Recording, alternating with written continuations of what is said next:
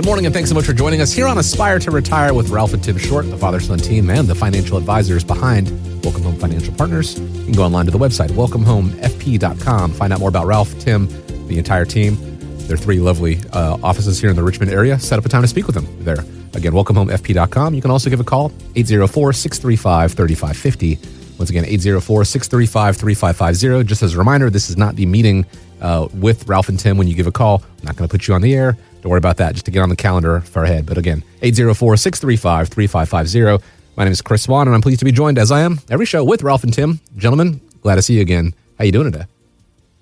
Doing pretty good, sir. How about yourself? Doing well. Pretty good, Chris. Doing well. You know, adjusting my son back to school, 5th grade, making those adjustments. Going to be a middle schooler next year, so wrapping my head around there. I've got time, though. I've got time to prep for that. And I think people out there might think, oh, I'm going to retire next year. I've got time to prep for that.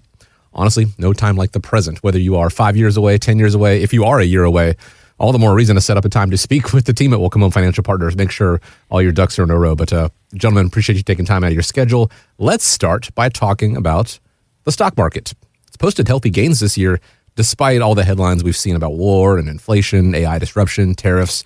But options trader Tom Sosnoff tells Yahoo Finance that investors may be getting a little too comfortable. I think we're being complacent, but not because of things like geopolitical events or macro events anywhere. The market's too smart now. There's too much information out there. There's too much money. The market doesn't care. But I do think we are being complacent. When you look at the totality of everything out there, I think we are being complacent as investors. The fact that nobody's been hurt in so long that you just get to the point where like, hey, I can take a punch. You know, if you're a fighter and you don't think the other side can hurt you, you just say, give me your best shot. Okay, and you're still standing. That's where we are. You know, you look at the last couple of market blips, and they've been just that. They've been blips. I think people are coming up close to 20 years since 2008, but that seems in the rearview mirror. As somebody who's seen plenty of bull and bear markets, what worries you most when near retirees start believing the market is always going to shrug off the bad news? Well, I tell you what worries me is when, you know, you have a strong market and it starts making people feel like risk has disappeared. Right. Risk doesn't disappear. Markets can absorb bad news for a while. And obviously we know that there's a whole lot of media-driven headlines that potentially could swing things one way or another. But that also doesn't mean that they always will, right? It's like someone who's close to retirement, the stakes are different because you may not have another 10, 20, or 30 years to recover from a major downturn. And like you said, Chris, is there were a couple of blips in the system, so to speak, and things have come roaring back and still higher than where we were before. So you got to pay attention to that. So this is a good time to take a look at how much of your portfolio depends on continued market growth, especially if you're heavily concentrated into big tech stocks. And there's a lot of people nowadays that are probably a little bit too heavy there. And they've done well, but how long will that continue to happen? And that's where we can come in and we can help and we can stress test that plan and look at different market scenarios and make sure your retirement doesn't depend on one sector for everything to go the right way. And I think that is very important for most people because they haven't really opened up and said, hey, this is where things are. What's going to change if this scenario were to play out? You know, I think most people remember 2008. Probably everybody remembers 2008. Mm-hmm. You know, if we have a bad crash like that again, what is that going to do for your retirement? And once again, is we don't want to be just heavily invested one way or the other. We want to make sure that we've got a well-designed retirement income plan. And I know Dad would agree with that. Chris, you're right. I've seen a few ups and downs in the market starting in 1987 when the Black Monday hit pretty strong. And then you had the dot-com bubble and you had the savings and loan debacle. Besides 2008, everybody's used to it going up and continue to go up. Well, that doesn't necessarily mean it's going to guarantee you that it won't go down when you probably don't need it to. Because, you know, if you're in your 40s and you don't really depend on any retirement income from your investments because you're still working, you don't really worry about it because you don't need that money to pay your bills. But if you're in retirement, you've got to figure out where you're going to pay your bills and all those things that you've always dreamed that you wanted to do. So where's it going to come from? Probably it's not advisable to most people to start taking money out on a declining market. Right. Because guess what? The value that you have is you have to take more shares out in order for you to have the same kind of money that's going to affect you down the road big time. I mean, it's not that we don't have to predict what the next market downturn is, but you need to have a plan that can survive one. And, if you're always thinking that the market is going to go up, you're going to be sadly mistaken one day. Just don't know when.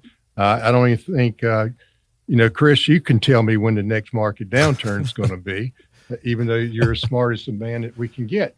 I think the other thing that people need to understand is you may only have 8 or 10 different mutual funds or whatever, and you think you're well diversified. Well, guess what? Every one of those mutual funds probably has got the same kind of stocks in there. So you kind of have to take a look at what you got inside.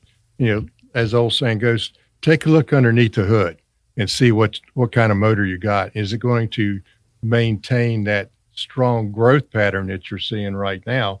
And you kind of need to understand, when you need this money, do you have it so that it's structured that part of it's going to be protected, you don't have to worry about? Part of it's going to be growing for you and taking a little bit more risk on. So those are all things that, if you don't have an answer to this question, saying that if you drop 20% today, how's that going to affect you? Is it going to be, you're going to have a problem paying your bills? If you can't answer that question, you probably should call a fiduciary like us to say, let's sit down and have a little chat and kind of see where I am, see what might happen. It's the what ifs of the world that gets people with their pants down. Quick disclaimer. Yeah, I can tell you whatever you want to hear as far as when the next market pullback is going to be. Am I going to be correct? Absolutely not. 2008, it seems like it was a distant memory, right? Close to 20 years ago. But I remember specifically, I was in Atlanta, downtown Atlanta, and I was looking at the market, the ticker with a lot of my coworkers, and I went, I know that's not good, but I also know that I'm probably still going to get paid on the 15th and the end of the month. I knew money was coming in because I was not anywhere close to retiring. In the corner offices, however, the executives who were getting close to retirement, it was a different story there. Here we are now, older, assumably wiser, and certainly closer to retirement. And you don't want to let something like that happen. Not if, but when that happens, put you in that cause of panic, because that is when the mistakes happen. Put together a plan, put together a retirement roadmap, which does just that. If we veer off course, when we veer off course, not a question of if, but a question of when. How do we get back to where we want to be? Yes, you can set yourself in a way where you can take the lumps of the market, the downturns, and go, I know that's not great, but I've still got income coming in from other sources, so I don't have to worry about that. I know the check is going to keep coming in. That's really what it's all about. And so if you are concerned with the fact that, maybe we have become too complacent, find a way to find that balance, bring that balance into your overall plan so that you don't get to, your 401k doesn't turn into a 201k. 804-635-3550 is the number to set up a time to speak with Ralph, with Tim, the team at Welcome Home Financial Partners. You can schedule a time on the website as well, complimentary, welcomehomefp.com. I mentioned the income, and where does the retirement income really come from? Here's a breakdown that I saw recently. About 30% from Social Security, 27% from part-time work, 23% from pensions and savings, 12% from investments, and 8% from other sources. That 12% that I mentioned, that's what stood out to me. Only 12% is coming from investments, what is actually generating that income. So do you think people put too much emphasis on income coming from assets? I do think people sometimes put too much pressure on their investments to generate retirement income. I think the reality is that most retirees are drawing income from several different sources. But what's important is to make sure that we do have different sources to pull from, right? So security, pensions, savings, investments, and even part-time work can play a role. So we want to look at how those pieces work together, right? Because that's where the plan comes in, is we aren't just saying, hey, we've got this pension, we've got this Social Security, we've got these investments. One of the biggest things that people often don't think about, because they don't want to think about it, is how much they actually need in retirement. I think Dad will probably say the same thing, but there's a lot of people, especially high income earners, that don't necessarily know where their money goes. If we've got $10,000 a month coming in and we don't have anything left over, and our mortgage is $1,000 and the expenses don't really add up, those are things that you got to focus in on. And I think one of the bigger questions isn't necessarily, how much income can my portfolio produce? It's how much income do I need and where should that come from? Like we talked about before, is we don't want to see accounts losing value, and now we're using some of the money too, because we often forget while we're working and we're contributing, and employers potentially are contributing. It's a lot easier to rebound because we don't have to touch it, and there's more money coming in. So it's not just an actual market performance. That's a piece of it, but that's not everything. And that's one thing that we help people with, and we help them build their retirement income picture so they know what accounts to draw from, when to draw from, how to maximize Social Security, or when is the good time or maybe proper time to claim Social Security, and how to make their savings last. And it's important because, Social Security, we've been told for 20 to 30 years that changes are going to be made. Well, ultimately, I think we can all agree that there will be some sort of change at some point. Pull out the dartboard and your darts and just start, throwing. But I think the important thing is how can you potentially avoid or not have a big impact on your actual retirement plan if 25% of that benefit goes away? Because I can tell you, Chris, and Dad will tell you the same thing, is if somebody's like, well, you know what, Social Security gave me a 25% pay decrease, I'm just going to do 25% less things. No. Not realistic, No. right? People are going to continue with their spending habits regardless of what's coming from where. So if you don't have a plan together and now it's, instead of whatever, $2,500 a month that's coming from Social Security, now I'm only getting $2,000. Well, odds are you're going to need another $500. And where does that come from? And I think a lot of people, they always ask us the question when they come in, can I retire? When can I retire? Those are the type of things that we hear a lot. But I would say the number one question that they probably don't ask themselves, at least my experience, and I think Tim would agree with me, is that, when my paycheck stops, what's going to replace it? And they will tell me, well, I've never thought about that. I've always thought about how big is my 401k and can I retire? But they don't think about, all right, I'm making $10,000 a month at work. And if I stop work, where's it coming from now? Because like Tim says, if you're making more money, more than likely, you're probably spending a lot more than the average person. So you really do need to figure that out. But, the thing that people need to understand is retirement income should not be just coming from one source. You shouldn't be relying on Social Security as your only source of retirement income, because if you do, your retirement golden years probably not going to be so golden based on what I see in this day and age. Social Security was not designed to replace or produce all your retirement income that you need. It's just a portion of it. And that's where a lot of people, well, I didn't realize that. I thought it was supposed to give me everything that I needed. Well, no.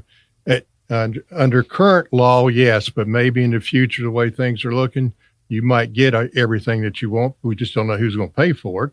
But at the same time, you spent all your life working to build your nest egg. And now you need to figure out what you're going to do with it. And that's when people really need help. There's millions of people out there that's going to help you put your investment dollar somewhere, but they're not going to hold your hand and help you retire the way that you want. And as a fiduciary, that's what we do in our office. Creating that plan, and which includes an income plan. If your accounts right now just have investments in there, but no way to really turn them into retirement income, that's what you need at the end of the day. You can't go to the grocery store and pay with a corner of your 401k statement. You need to have that income coming in like you did in the working world. And yeah, it's probably not something that your HR or the 401k administrator talked to you about, but it is a conversation you need to have. And ideally from sources that aren't just tied to one thing or another. We've all been at restaurants where, you get the wobbly table or the stool and maybe propped up with sugar packets that don't really work, but you just know not to lean on those when it comes to your retirement accounts, the sources of income. If the market is underperforming, if that is a little wobbly, don't lean on that. If that is your only leg, you don't have a choice, and you could fall flat on your face. So developing a proper plan, including an income plan, is what it's all about in retirement as you get closer and closer. And as fiduciaries, Ralph and Tim, they will tell you the things that you need to know. Not just say, hey, everything's going to be okay if things aren't going to be okay, but say, hey, you might want to pay a little more attention to this, or there's an income gap here. Let's figure out how to make that work. So it's not just a guessing game. It is actual data there. So reach out and set up a time to speak with them. Complimentary 804-635-3550. online on the website, welcomehomefp.com. Don't forget to check out the events that they've got going on throughout the area and how to go and register and meet them in a more informal setting at welcomehomefp.com. Now, inheritance is something that people may or may not be expecting when it comes to retirement, and the average age that somebody inherits that money is 51. For roughly 25% of the people, it doesn't actually come until after 61. Do you see a big difference in how people handle inheritances the closer they are to retirement? Are there any mistakes that you might have seen? Oh, yeah, I definitely see a difference. If an inheritance comes when you're in your 30s or maybe even 20s, it might be help to buy a house or raise a family at age 60 or 65. We're probably past that point, so it can make a bigger difference of an impact on your retirement, right? So we've got more funds, we've got more opportunities there. One mistake is making big decisions too quickly. And, like for our clients, and obviously with our clients, not everybody stays around for forever because we all know at some point in time we're going to pass away. Right. And we do help the beneficiaries kind of navigate through that. But, it's all about the importance of that planning piece, because once again, the worst thing you can do is be grieving, because everybody grieves differently, and start making quick, rash, big decisions, right? Because our mind is kind of consumed with the loss of the loved one, and it's not necessarily, our mind isn't quite as clear to make a huge financial decision. And I think that is important, because once again, what the inheritance often arrives during the emotional period, and that's usually not the best time to make a financial decision that could be irreversible, right? Uncle Sam, the IRS, the taxes, these are things that you got to pay attention to. And what we don't want to do is make that wrong decision, and we didn't realize it was wrong until the following tax year, and now we're scratching our head and trying to figure out what went wrong, right? Depending on how you inherit or how you access the money, there could be tax consequences that you don't anticipate. There's been a whole bunch of changes to tax laws and so on over the last, 6 years. And you might not be up on that because you're busy living your life and you're in your sector or your industry, and you aren't left with the knowledge of the Secure Act or Secure Act 2.0 or whatever the case may be. So you want to make sure that you're not participating in some of these really bad consequences, right? And that's, once again, something that we can help someone with. It's a slow process, and we want to make sure that you've got the information in front of you and make the proper decision, because what we don't want to do is have one of those bad, irreversible decisions.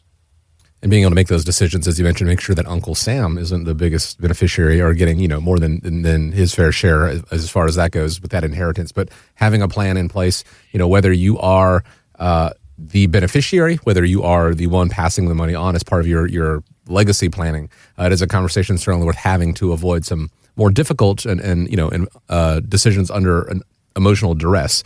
It's part of that retirement roadmap, getting to, through, and beyond retirement, and that begins with a single phone call. 804-635-3550 is how you set up a time to speak with Ralph and Tim Short. The team at Welcome Home Financial Partners begin that retirement roadmap process. Simple conversation, complimentary, 804-635-3550. Now, the Millionaire Club does keep growing. The Wall Street Journal reports that more than 1,200 Americans a day became millionaires last year. Credit where credit's due, the market doing most of that work. But once you reach that level of wealth, should that financial strategy change? Well, once you've accumulated significant wealth, the conversation starts shifting from simply how do I grow this to how do I protect this and use it effectively. And I think with a lot of folks is, sure, we all love to be a millionaire, right? But what does that really mean? And I think risk becomes more important, because losing a large percentage of your portfolio near retirement can have a very different impact than it did when you were younger. And I usually go through this with people in the office and say, hey, if let's say a couple comes in and I point out at one of them and say, okay, hey, you've got $100,000. Okay, you've got $1 million. We invested the exact same way, same vehicle, same everything. We both made 10%. Who made more, right? Right. We still made 10%. But one person made quite a bit more. So the same thing when it comes to a loss, right? So back to that is if we said, okay, hey, client A, you've got $100,000, you lost 10%. Well, we know they lost 10 grand, but then client B, you've got $1 million and we've lost 10%. We've got the investments the exact same way, but now we've lost 100,000. So that's where you've really got to pay attention to, once again, shifting the conversation from growing to protecting and using it more effectively. But also, too, is taxes become a big consideration. I know we've already touched on that, but along with diversification, retirement income, and eventually what you want to leave behind, most people want to leave some sort of legacy, right? And we can kind of chuckle about this, but there are some people that don't want to leave their kids anything because they've already given them enough, right? Mm-hmm. But then there's some people who don't necessarily want to spend anything and they want to leave it all to their kids. And I think that's where Dad sits right now, is he just wants to pass everything over to his two wonderful sons. But I think, no comment? Keep thinking that. I was waiting on the comment. Yeah. But, once again, I think we bring all those pieces together because reaching $1 million is a great milestone. And ultimately, the important question is what the money can do for you. And one of the things that Tim said that people need to be aware of is that the more money that you have, taxes become even more important, because now you kind of have to figure out where you're going to draw income from, and you're going to have to figure out taxes. You're going to take it from a taxable account, or you're going to take it from after-tax account, or are you going to just say, hey, I don't really care anymore, I'm just going to do it? But you just need to understand it's going to affect you, just not on the tax side, but if you're taking out a lot more money, that's going to push you up into a different tax bracket. And also you might have IRMA, you might have your Medicare premium you thought was going to be $100 and some, now it's $600. Mm-hmm. So those are all things that you need to be aware of the more money that you get, because these things are going to come back and hurt you in the long run. The other thing I believe a lot of people have is, you know what, I never imagined. In fact, I think we had this conversation just a few minutes ago, Chris. I'll never have $1 million in my lifetime, right? I said, well, you know what? It's just because you saved $1 million, does that mean I've done everything right? Mm-hmm. No, it just means that you saved and you put it in the right investment, but that doesn't mean that everything is correct in saving towards your retirement income, managing taxes, protecting from market losses. Whether you've saved $1 million or a couple $100,000, or, when you come in and you sit down and have a conversation with Ralph and Tim Short, the team at Welcome Home Financial Partners, it's going to go one of three ways. They're going to say, hey, you're doing a great job. Stay the course. Wouldn't that be good to know? Or, you find out there's a tweak here or there that really could improve your overall, quality of life, the overall outlook when it comes to your retirement. I feel like that's probably more often than not. There will be times where you say, hey, you've got to make some serious steps. You've got to take some real work out there. And that's not necessarily, a death sentence by any means. That is saying, at least now you know where do you need to go to get to where you want to be, those steps to make. So having that conversation, more often than not, there's just a tweak here or there. And if there was something that could improve your overall retirement outlook, when would you want to know? Probably as soon as possible. So set up a time to speak with them, have that complimentary conversation. 804-635-3550. Come into one of the three offices right here in the Richmond area. You can also go to the website, find out more about them, set up a time, welcomehomefp.com. I mentioned at the beginning of the show that, I mentioned earlier that it is back to school season. My son started 5th grade. It's not just about the younger kids returning to the classroom, though. For a lot of parents, it's also time to write those tuition checks, move kids into dorms, and figure out how to pay another year of college costs. But some financial experts warn that helping children earn that degree can come at a price if it means putting your own retirement at risk, taking money out of your accounts to pay for all those things. So where should the line be between helping your kids pay for school and protecting your own retirement? Well, this subject hits home right now because I am moving my middle one back into Harrisonburg. So I think parents naturally want to help their kids, mm-hmm. but there is no line. Because you can borrow for college. Obviously, we got 529 accounts. There's some educational accounts. You generally can't borrow your way through retirement, right? Right. So, sure, we do want to help our children, but also, too, is we need to make sure that we are helping ourselves and protecting ourselves, too.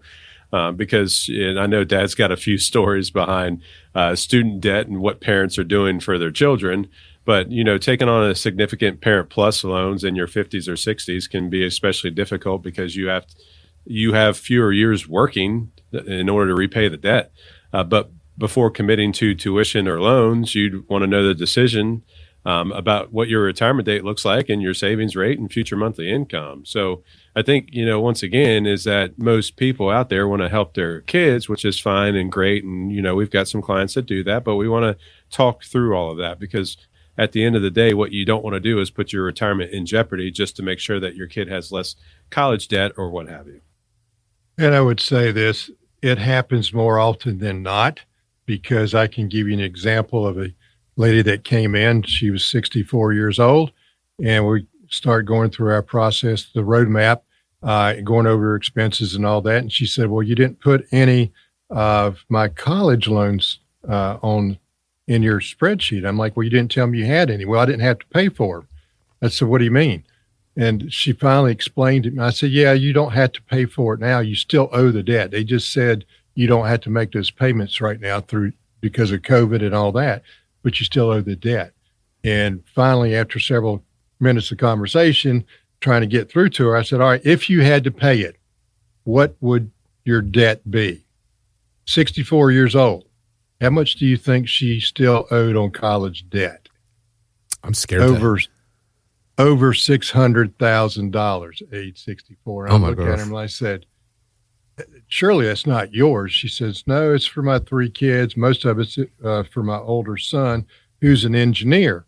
And I said, well, have you ever thought about asking him or telling him it's time for you to, buck up and pay for your college loans now? She said, I did. And I said, what was his response? His response was, well, Mom, you're the one that signed for that, not me. I'm not responsible for it. Mm. Now, those things actually happen.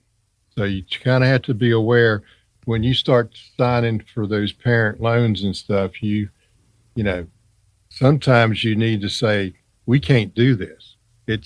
Because what's going to happen is going to, can I afford this without damaging my retirement?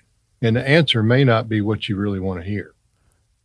We talk about the word fiduciary a lot here on the show, and I say just that. Sometimes acting in the client's best interest, you do tell them the things that they need to hear versus what they want to hear. But I want to focus on the word client there. You guys are looking out for the client's best interest, not engineer sons, not grandkids who, you will let them know this is what it is going to, how it is going to affect your overall retirement outlook, because that's who you guys are working with. Those are the people in front of you. Those are the people that you are committed to working in their best, on their best behalf, in their best interest. And at the end of the day, though, you present the information. It is up to them to make that decision, and say, yes, this is what I want to do, or I hadn't thought about it that way. Let's go ahead and reframe some things. But it is a conversation worth having. Maybe not always the happiest conversation, but it is a conversation that I think is necessary to have. So as part of that overall retirement outlook, that retirement picture, set up a time to speak with the team at Welcome Home Financial Partners, see where you are now. Maybe you find out you're an employee where you can, in fact, help your kids out or your grandkids out a little bit more. But you won't know until you give a call. You start developing that plan to get you to, through, and beyond retirement. 804-635-3550. Once again, 804-635-3550. You can always go to the website, welcomehomefp.com. But we want to thank you, as always, for joining us here on Aspire to Retire with Ralph and Tim Short. Have a great week ahead of you. Fall is hopefully right around the corner, so cooler weather maybe. But take care of one another out there. Gentlemen, appreciate it as always. As we wrap up, going to leave you with the final word. All that being said, we've covered a lot today, but I think there's one theme that ties everything together, and that is that a good retirement plan shouldn't depend on everything going perfectly, because that's not how life works, right? Markets will change, taxes will change, unexpected expenses will come up, maybe a few more years of college might come up. So the priorities may change along the way, but the goal is to build a plan that can adjust with you. And I think that's the most important. So if you want to start building a plan today, give us a shout. We'd love to bring you into one of the offices. So just give us a call and we'll bring you in and start that roadmap for you and take it from that point moving forward. And we do appreciate everybody listening, and take care. All content is for information purposes only. It is not intended to provide any tax or legal advice or provide the basis for any financial decision, nor is it intended to be a projection of current or future performance or indication or future results. Opinions expressed herein are solely those of Welcome Home Financial Partners and Welcome Home Wealth Advisors, LLC. The information contained in this material has been derived from sources believed to be reliable, but is not guaranteed as to accuracy and completeness, and does not purport to a complete analysis of the materials discussed. All information and ideas ideas should be discussed in detail with your individual advisor prior to the implementation. Each individual investor's situation is different, and any ideas provided may not be appropriate for your particular circumstance. Advisor services are offered by Welcome Home Wealth Advisors, LLC, a registered investment advisor in the state of Virginia. Being registered as an investment advisor does not imply a certain level of skill or training. Insurance products and services are offered through WPI Holding, Virginia Insurance License Number 138509, an affiliated company. The information contained herein should in no way be construed or interpreted as a solicitation to sell or offer to sell advisory services to any residents of any state other than the state of Virginia or where otherwise legally permitted. Welcome Home Wealth Advisors, LLC, and Welcome Home Financial Partners are not affiliated with or endorsed by the Social Security Administration or any government agency.